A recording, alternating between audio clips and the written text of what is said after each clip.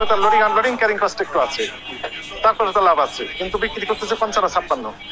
দেখেন পেঁয়াজেরটা এলসির কত টাকা লেগেছে সেটা নেই, আলুরটার এটা আছে, আলুর এইটা নেই, পেঁয়াজের এইটা আছে, এইটা নেই, রাইট, অন্ধকারের ভিতর রাখার জন্য 60 টাকা করে কিনে যে বিক্রি করছেন 120 টাকা।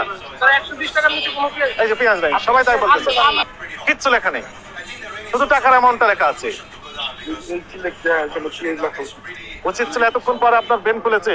হ্যাঁ, আপনার স্কেলের কাগজটা দেন, আপনি তো ইন্ডিয়ান কাগজ বিক্রি করেন না, আলু কাগজ বের করেন। এইটা নেই, আলুর ক্ষেত্রে নেই, শুধু পেঁয়াজেরটা আছে।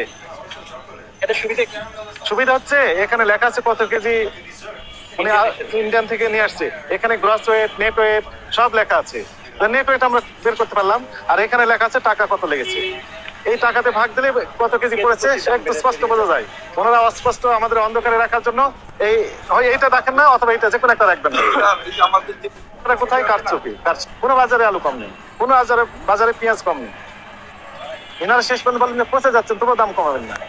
আমাদের রেট দিচ্ছে যে আমরা 50 টাকা, এই যে আমরা লেখা বিক্রি করবো 53 থেকে 55। ওই পাশে একই আলু, তো একই আলু না আপনাদের? হ্যাঁ, 57 লিখেছেন যে, সেটা আমি বলতে পারবো। তাহলে উনি কিভাবে পেমেন্ট দিবেন?